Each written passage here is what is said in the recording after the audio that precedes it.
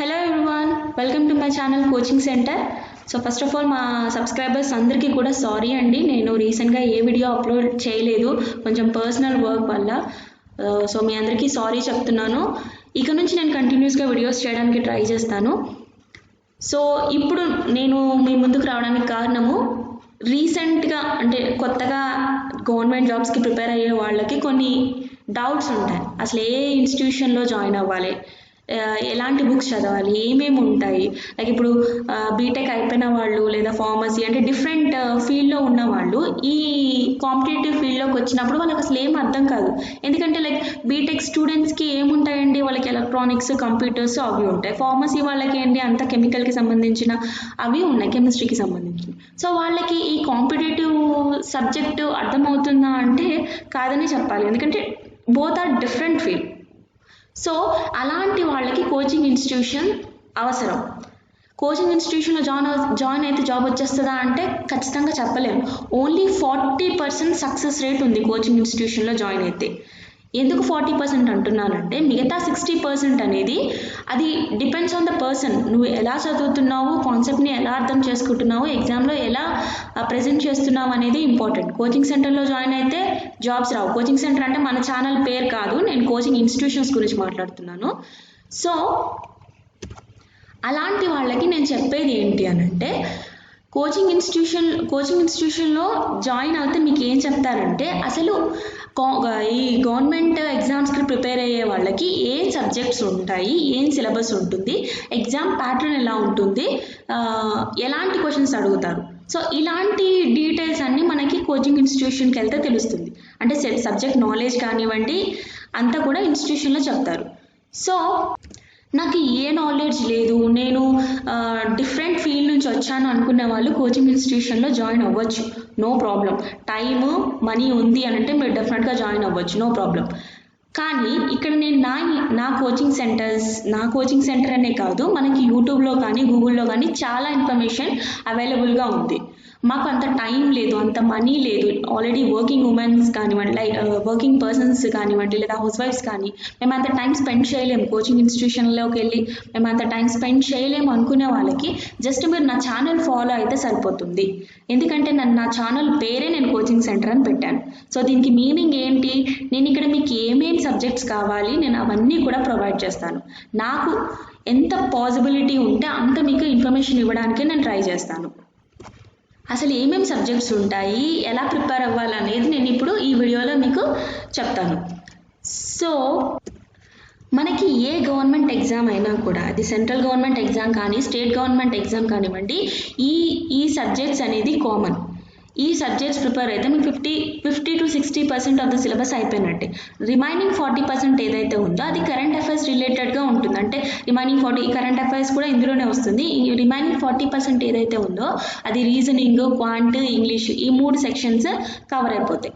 So ఈ 8 టాపిక్స్తో పాటు reasoning, quantitative aptitude, English, ఈ రిమైనింగ్ ఈ 3 ప్లస్ ఈ 8 ఈ కాన్సెప్ట్ కంప్లీట్ చేస్తే మీకు గవర్నమెంట్ జాబ్ రావడానికి అంటే మీ ఆ సబ్జెక్ట్ కంప్లీట్ అయినట్టు అర్థం. సో ఈ జనరల్ స్టడీస్లో ఏమేమి ఉన్నాయి, జనరల్ స్టడీస్లో ఏమేమి టాపిక్స్ ఉన్నాయి, ఏమేమి సబ్జెక్ట్స్ ఉన్నాయి మనం ఫస్ట్ చూద్దాం. సో ఫస్ట్ ఏంటి, ఇండియన్ హిస్టరీ అని అంటే మనకి ఈ 3 సెక్షన్స్ ఉంటాయి ఇండియన్ హిస్టరీ. ఆ 3 సెక్షన్స్ ఏంటి అని అంటే ancient history, medieval history, modern history. Ancient అంటే ప్రాచీన చరిత్ర, మధ్యయుగ చరిత్ర, ఆధునిక చరిత్ర. ఈ ఇండియన్ హిస్టరీలో ఈ 3 పార్ట్స్ కలిపి మొత్తం హిస్టరీ కంప్లీట్ అయిపోతుంది. సో వీటి గురించి డీటెయిల్ ఎక్స్ప్లెనేషన్ నేను మీకు ఇస్తాను.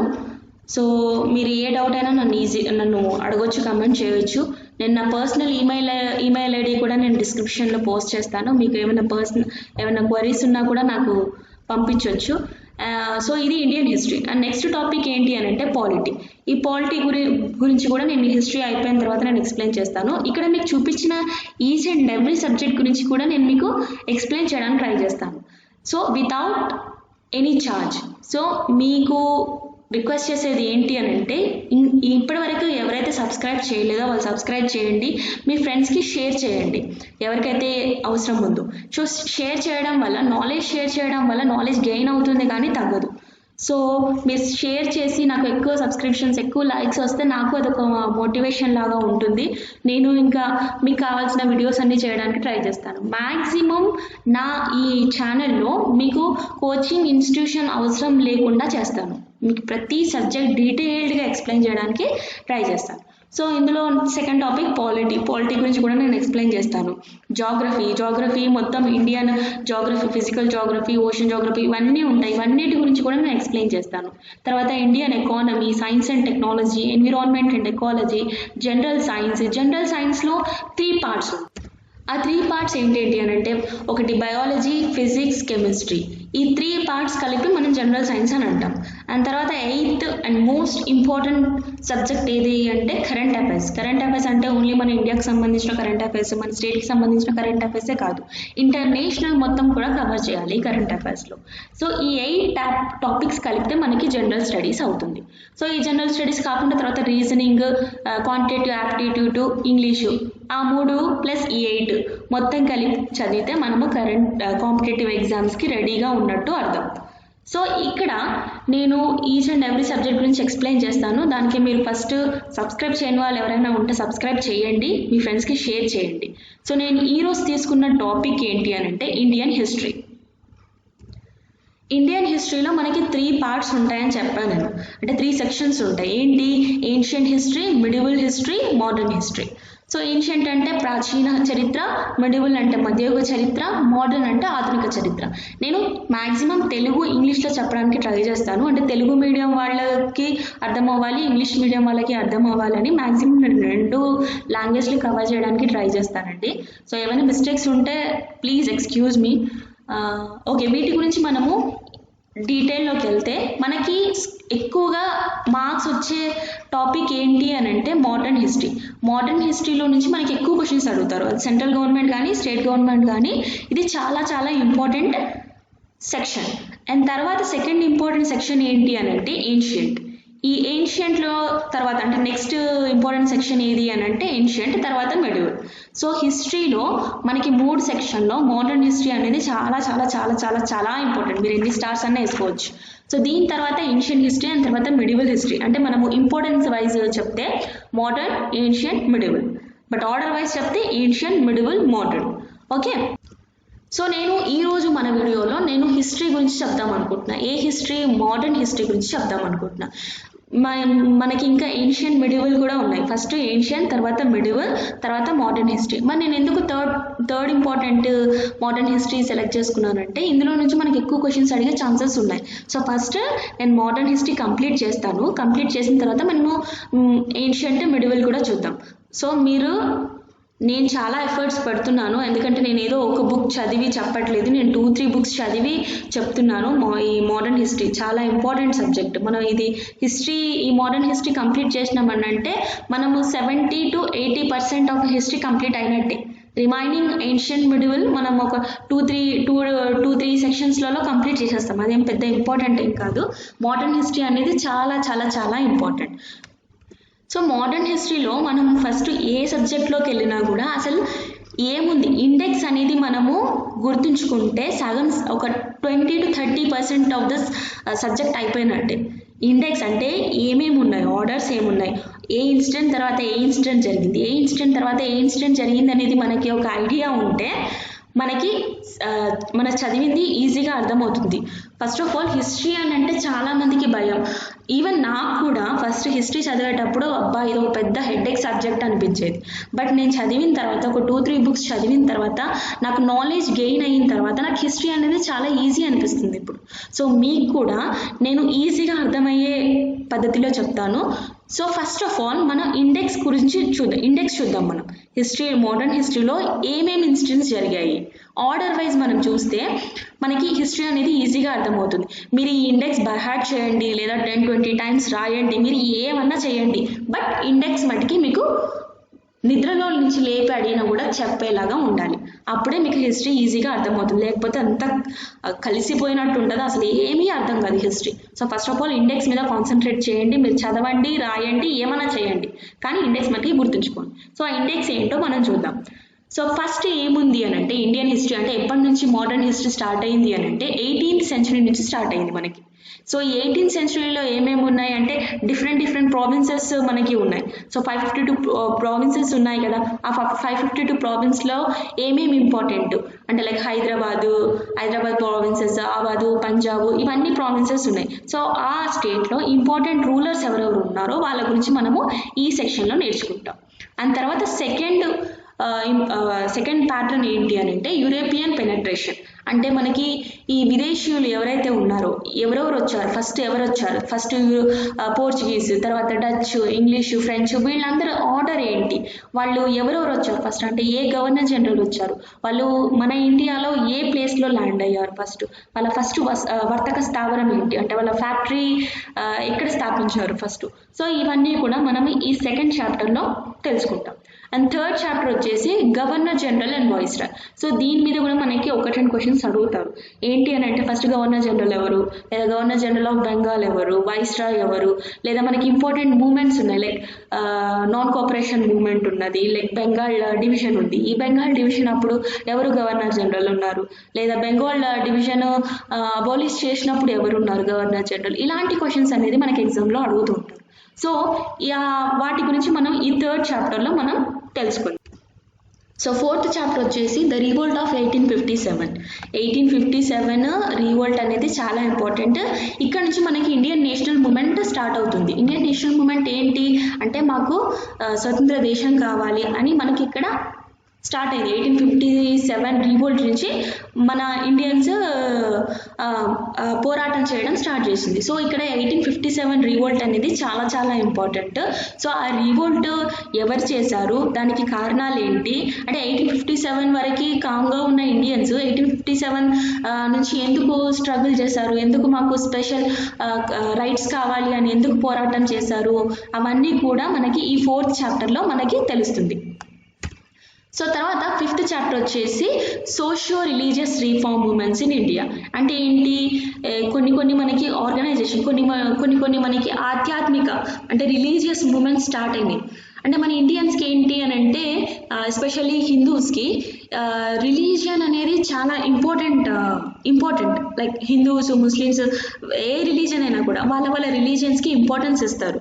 సో అప్పుడు మనకి ఈ సోషియో రిలీజియన్స్ అంటే ఇండియన్ నేషనల్ మూమెంట్లో ఈ ఏవేవి సోషియో రిలీజియస్ మూమెంట్స్ వచ్చాయి, ఈ మూమెంట్స్ ద్వారా ప్రజలని ఎలా ప్రభావితం చేశాయి, బ్రిటిషర్స్కి ఎగైనెస్ట్ అవ్వాలి అని ఈ రిలీజియస్ రీఫార్మ్స్ ఎలా ప్రభావితం చేశాయి అనేది ఈ ఫిఫ్త్ చాప్టర్లో మనం తెలుసుకుంటాం. సో కొన్ని ఇంపార్టెంట్ రిలీజియస్ మూమెంట్స్ ఏంటి అని అంటే బ్రహ్మ సమాజ్, తర్వాత Arya Samaj, young Bengal movement, Prarthana Samaj, Ramakrishna mission, theosophical movement, వీటన్నిటి గురించి కూడా నేను డీటెయిల్డ్గా ఎక్స్ప్లెయిన్ చేస్తాను. ఎవరో స్థాపించారు, వీటిలో ఏమేమి చేంజెస్ అయినాయి, దీనివల్ల ఏమేమి బెనిఫిట్స్ అయినాయి, ఈ సోషియో రిలీజియస్ రీఫార్మ్స్ వల్ల ప్రజలకు ఏమన్నా బెనిఫిట్ అయ్యిందా, అంటే ఎవరెవరు పార్టిసిపేట్ చేశారు, అవన్నీ కూడా మనం ఈ ఫిఫ్త్ చాప్టర్లో తెలుసుకోవచ్చు. సో ఇక్కడ నుంచి మనకి ఫేజెస్ లాగా డివైడ్ చేసాం మనము ఈ స్ట్రగుల్ని, ఇండియన్ మూమెంట్ స్ట్రగుల్ని 3 ఫేజెస్గా డివైడ్ చేసింది మన హిస్టరీ. ఏంటంటే ఈ ఫస్ట్ ఫేజ్ ఏంటి అని అంటే 1885 నుంచి 1919 వరకు ఒక ఫేజ్ అని, 1919 నుంచి 1927 వరకు సెకండ్ ఫేజ్ అని, 1927 నుంచి 1939 వరకు ఒక ఫేజ్ అని. అంటే first phase, second phase, third phase, ఈ 3 ఫేజెస్లో ఏమేమి జరిగినాయి ఇవన్నిటి గురించి కూడా మనం డీటెయిల్డ్గా మాట్లాడుకుందాం. సో ఫస్ట్ ఫేజ్ ఏంటి అని అంటే 1885 నుంచి 1919 వరకు ఇది ఫస్ట్ ఫేజ్. సో ఈ మధ్యలో మనకి ఏమేమి జరిగినాయి, ఏమేమి మూమెంట్స్ జరిగినాయి, ఇవన్నిటి గురించి కూడా మనం తెలుసుకుందాం. సో ఫస్ట్ ఏం జరిగింది, formation of INC, Indian national Congress. INC అని అంటే ఇండియన్ నేషనల్ కాంగ్రెస్, ఇది చాలా చాలా ఇంపార్టెంట్. దీని మీద గురించి కూడా మనకి క్వశ్చన్స్ అడుగుతారు, ఖచ్చితంగా ఒక క్వశ్చన్ అయితే ఖచ్చితంగా ఉంటుంది. రీసెంట్గా జరిగిన ఆర్ఆర్బి ఎన్టీపీసీలో ఐఎన్సి మీద కనీసం 2 క్వశ్చన్స్ అనేది ఖచ్చితంగా ఈచ్ అండ్ ఎవ్రీ షిఫ్ట్లో అడిగారు. సో ఇది చాలా చాలా ఇంపార్టెంట్ ఐఎన్సి. నేను ఆల్రెడీ ఇండియన్ నేషనల్ కాంగ్రెస్ మీద వీడియో చేశాను డీటెయిల్డ్గా. దీని గురించి మీకు ఇన్ఫర్మేషన్ కావాలి అని అంటే మీరు నా వీడియో చూడండి, హిస్టరీలో ఉంటుంది. నేను డిస్క్రిప్షన్లో కూడా లింక్ పోస్ట్ చేస్తాను. సో నేను మళ్ళీ ఎక్స్ప్లెయిన్ చేస్తాను దీని గురించి. తర్వాత నెక్స్ట్ ఏంటి, మోడరేట్స్ ఏంటి, మోడరేట్స్ ఎవరు అని అంటే మోడరేట్స్ అంటే బ్రిటిషర్స్కి అనుకూలంగా ఉండేవాళ్ళు, ఎక్స్ట్రీమిట్స్ అంటే బ్రిటిషర్స్కి ఎగనెస్ట్గా ఉన్నవాళ్ళు. వీళ్ళు ఎవరు, మోడరేట్స్ ఎవరు, ఎక్స్ట్రీమిట్స్ ఎవరు, అండ్ తర్వాత ఏం జరిగింది, నెక్స్ట్ ఏంటి, బెంగాల్ పార్టీషన్ జరిగింది. సో ఈ బెంగాల్ పార్టీషన్ అప్పుడు ఎవరు గవర్నర్ జనరల్ ఉన్నారు, అసలు ఎందుకు జరిగింది బెంగాల్ పార్టీషన్, ఇవన్నీ కూడా మనము తెలుసుకుందాం. దాని తర్వాత సూరత్ స్ప్లిట్ జరిగింది. ఈ సూరత్ స్ప్లిట్లో ఏంటి, మోడరేట్స్ ఎక్స్ట్రీమిట్స్ విడిపోవడం, ఇవన్నీ జరిగినాయి. వీటన్నిటి గురించి కూడా నేను ఎక్స్ప్లెయిన్ చేస్తాను.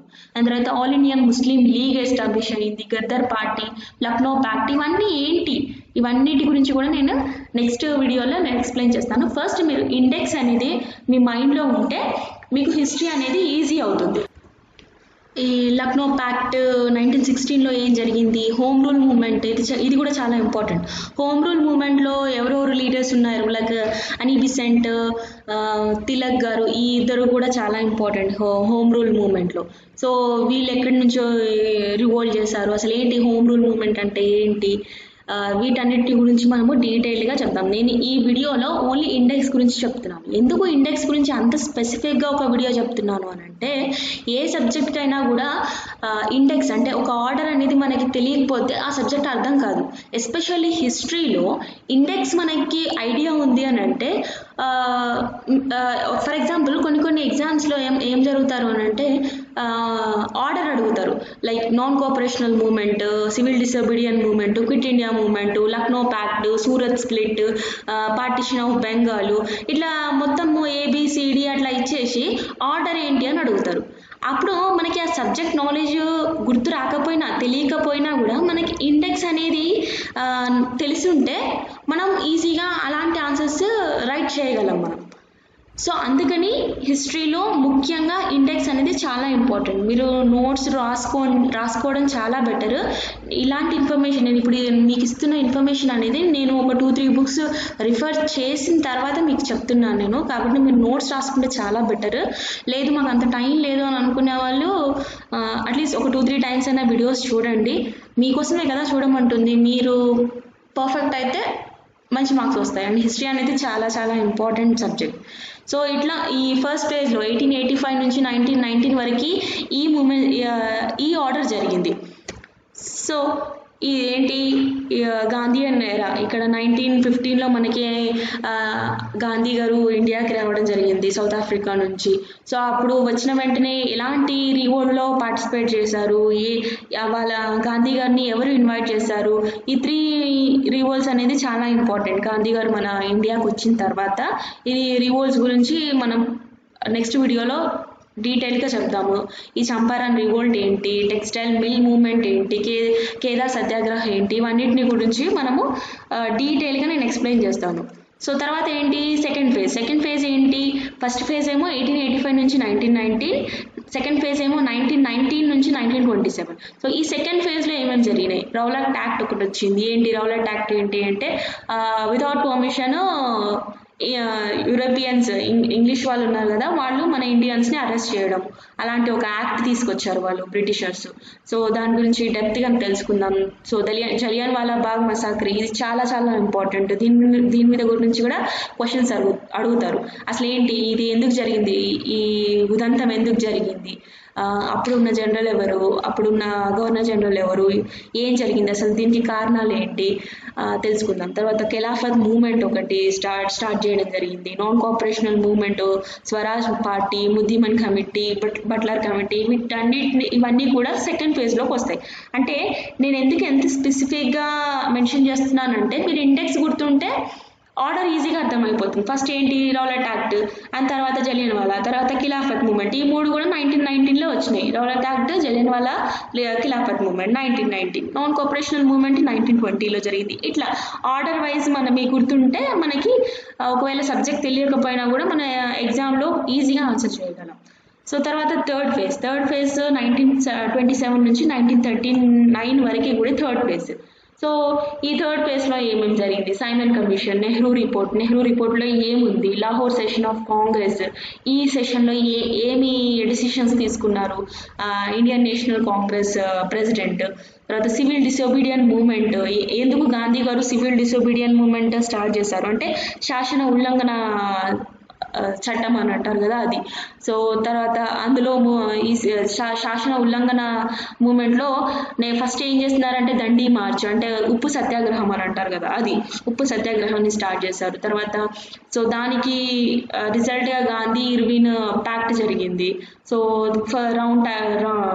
రౌండ్ టేబుల్ కాన్ఫరెన్స్ జరిగింది. ఫస్ట్ రౌండ్ టేబుల్ కాన్ఫరెన్స్ ఎప్పుడు జరిగింది, సెకండ్ ఎప్పుడు జరిగింది, థర్డ్ ఎప్పుడు జరిగింది, ఈ రౌండ్ టేబుల్ కాన్ఫరెన్స్లో ఎవరెవరు పార్టిసిపేట్ చేశారు అది కూడా చాలా ఇంపార్టెంట్. తర్వాత కమ్యూనల్ అవార్డు, పూనా ప్యాక్ట్, ఇది కూడా ఇంపార్టెంట్. అంబేద్కర్ గాంధీ గారి మధ్యలో జరిగింది ఏంటది ఇది. తర్వాత 1937 ఎలక్షన్స్, ఈ 1937 ఎలక్షన్స్లో ఏమి బ్రిటిష్ ప్రావిన్సెస్ పార్టిసిపేట్ చేశారు, తర్వాత ప్రిన్స్లీ స్టేట్స్ కూడా పార్టిసిపేట్ చేశారు. ఇది డైరెక్ట్ ఎలక్షన్సా లేదా ఇండైరెక్ట్ ఎలక్షన్సా లేదా బోత్ డైరెక్ట్ అండ్ ఇండైరెక్ట్ ఎలక్షన్సా, ఇవన్నీ కూడా మనము తెలుసుకునే ప్రయత్నం చేద్దాం. అండ్ తర్వాత ఫోర్త్ ఫేజ్ వచ్చేసి 1940 నుంచి 47 వరకు, 1885 నుంచి 1947 వరకు ఇదంతా ఒక స్పెషల్ హిస్టరీ అనమాట. ఇక్కడ నుంచి చాలా చాలా క్వశ్చన్స్ అడుగుతారు. సో ఈ ఫోర్త్ ఫేజ్లో ఏంటి అని అంటే ఆగస్ట్ ఆఫర్ జరిగింది, ఇండివిజువల్ సత్యాగ్రహ ఎవరు స్టార్ట్ చేశారు, క్రిప్స్ మిషన్ ఏంటి అంటే సెకండ్ వరల్డ్ వార్ తర్వాత మనం సెకండ్ వరల్డ్ వార్లో మన ఇండియా పార్టిసిపేట్ చేయకపోవడం వల్ల ఈ క్రిప్స్ మిషన్ అనేది ఇంట్రడ్యూస్ చేశారు. అంటే బ్రిటిష్ గవర్నమెంట్ క్రిప్స్ మిషన్ని స్టార్ట్ చేసి అందులో యూరోపియన్స్ని పెట్టారు. ఎవరెవరిని పెట్టారు, వాళ్ళ నేమ్స్ చాలా చాలా ఇంపార్టెంట్. క్రిప్స్ మిషన్లో ఎవరెవరు ఉన్నారు అది ఇంపార్టెంట్. ఏ ఇయర్లో జరిగింది చాలా ఇంపార్టెంట్ క్రిప్స్ మిషన్. తర్వాత క్విట్ ఇండియా మూవ్మెంట్ ఎవరు స్టార్ట్ చేశారు, గాంధీ గారు స్టార్ట్ చేశారు. ఈ క్విట్ ఇండియా మూవ్మెంట్లో ఒక స్లోగన్ ఇచ్చారు, డూ ఆర్ డై అనేది, ఇది చాలా ఇంపార్టెంట్. ఏ ఇయర్లో జరిగింది, 1942. ఇవన్నీ కూడా చాలా ఇంపార్టెంట్.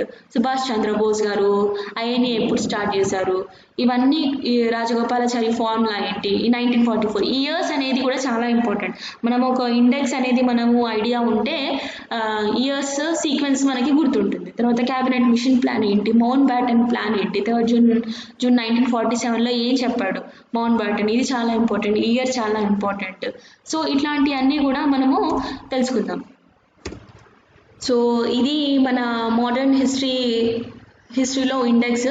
సో ఈ ఇండెక్స్ని మీరు నోట్స్లో రాసుకుంటే చాలా చాలా బెనిఫిట్ అవుతుంది. అంటే ఎవ్రీ టైం మీరు ఈ వీడియో ఆన్ చేసి చూసుకోవడము చాలా టైం టేకింగ్ అవుతుంది. సో మీరు ఒక నోట్స్ అనేది పెట్టుకోండి. నేను చాలా ఎఫర్ట్స్ పెట్టి చెప్తున్నాను కాబట్టి మీరు ఒక నోట్స్ రాసుకుంటే మీకు ఈజీగా ఎప్పుడు కావాలంటే అప్పుడు నోట్స్ ఓపెన్ చేసి చదవచ్చు. ఎగ్జామ్స్ మూమెంట్లో జస్ట్ రిఫర్ చేయొచ్చు మీ నోట్స్. సో సీరియస్ ఆస్పిరెంట్స్ ఎవరైతే ఉన్నారో దయచేసి నోట్స్ మెయింటైన్ చేయండి. నేను చెప్తున్న నోట్స్ మొత్తం అయిపోయిన తర్వాత మీరు దాన్ని రివైజ్ చేయండి. 10 times అట్లా రివైజ్ చేయండి, 10-20 times అట్లా రివైజ్ చేయండి. మీకు చాలా ఇంప్రూవ్మెంట్ ఉంటుంది. ఇప్పటివరకు హిస్టరీ మీద ఉన్న భయం అంతా పోతుంది. మీరు జస్ట్ నా ఛానల్ని ఫాలో అవ్వండి. నేను ప్రతి సబ్జెక్ట్ గురించి నేను డీటెయిల్ ఎక్స్ప్లెనేషన్ ఇస్తాను. సో ఈ వీడియోలో నేను మోడర్న్ హిస్టరీకి సంబంధించిన ఇండెక్స్ అంటే ఏమేమి జరిగినాయి ఆర్డర్ వైజ్ నేను ఇండెక్స్ చెప్పాను. సో దాని గురించి డీటెయిల్డ్గా ఈచ్ అండ్ ఎవ్రీ టాపిక్ గురించి డీటెయిల్గా నేను నెక్స్ట్ వీడియోలో చేస్తాను. మేబీ ఒక 3-4 వీడియోస్లో మనకి మోడర్న్ హిస్టరీ కంప్లీట్ అయిపోతుంది. ఎందుకు నేను 3-4 వీడియోస్లో కంప్లీట్ చేస్తున్నాను అని అంటే చాలా డెప్త్ నాలెడ్జ్ నేను ఇస్తాను. మామూలుగా కొన్ని వీడియోస్ వాళ్ళు ఏంటి అని అంటే జస్ట్ ఇండెక్స్ చెప్పేసి నా ఇన్స్టిట్యూట్లో జాయిన్ అయితే మీకు ఈ డీటెయిల్స్ అన్నీ నేను చెప్తాను అని ప్రపోజ్ చేసుకుంటున్నారు. వాళ్ళ ఇన్స్టిట్యూషన్ అడ్వర్టైజ్మెంట్ చేసుకుంటున్నారు. సో నేను అలా కాకుండా మొత్తం నా ఛానల్లో మీకే ఎక్స్ప్లెయిన్ చేస్తాను each and every subject, each and every topic. So దయచేసి మీరు ఇంకా ఎవరైతే సబ్స్క్రైబ్ చేయలేదో సబ్స్క్రైబ్ చేయండి, మీ ఫ్రెండ్స్కి షేర్ చేయండి. సో వాళ్ళకి ఒక్క మార్క్ వచ్చినా కూడా అది మిమ్మల్ని గుర్తుంచుకుంటారు. సో అవసరమైన వాళ్ళకి ఖచ్చితంగా షేర్ చేయండి, నన్ను సపోర్ట్ చేయండి. మీరు ఎక్కువ సబ్స్క్రైబ్ చేసుకొని ఎక్కువ లైక్ షేర్ చేస్తే నాకు చాలా మోటివేషన్గా ఉంటుంది. ఇంకా ఇంకా ఇంకా చాలా వీడియోస్ చేస్తాను.